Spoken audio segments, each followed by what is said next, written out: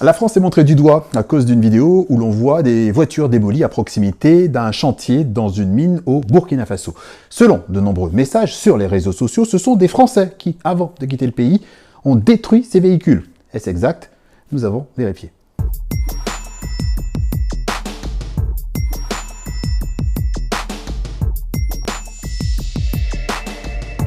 Sur Facebook, sur Twitter, cette vidéo de près de 3 minutes a été largement partagée ces derniers jours. On peut y voir des véhicules détruits au bulldozer dans la mine de Percoa avec le texte suivant décliné en plusieurs langues, en anglais, en italien, en arabe, en espagnol et en français. La réaction des Français avant de quitter le Burkina Faso. Voilà les responsables de la mine de Percoa au Burkina qui détruisent leurs véhicules avant de partir.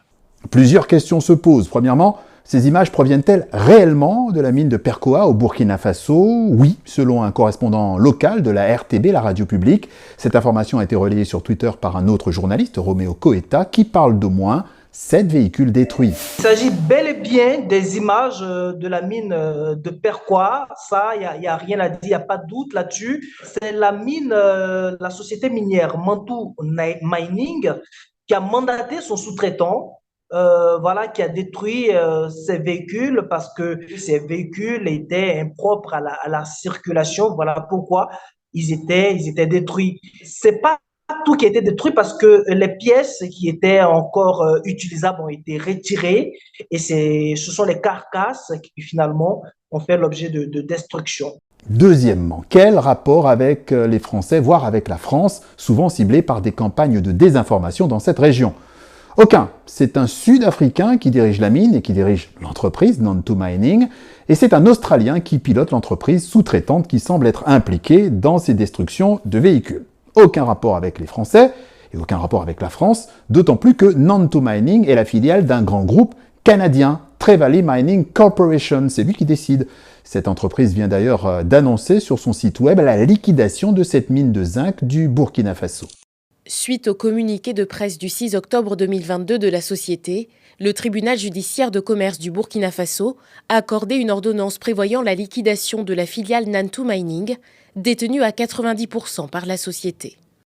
Et c'est à cause des gros problèmes économiques que rencontre la maison mère que la mine cesse ses activités, car, à vrai dire, l'entreprise Trevally Mining Corporation s'est enfoncée dans les difficultés depuis les inondations survenues en avril dernier dans le centre du Burkina Faso. De mauvaises conditions météo qui ont causé les dommages sur les véhicules de la vidéo, mais qui ont surtout coûté la vie à 8 employés de Nantou Mining. Grosso modo, la mine s'est trouvée plongée dans un cercle vicieux. D'abord, la mort des 8 mineurs qui étaient coincés dans les galeries suite aux inondations.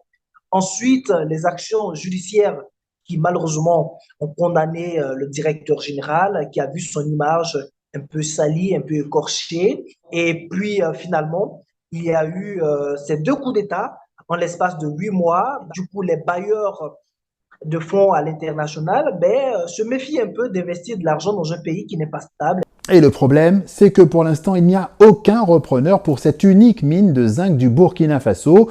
C'est donc tout l'avenir de la filière dans le pays qui semble aujourd'hui très incertain.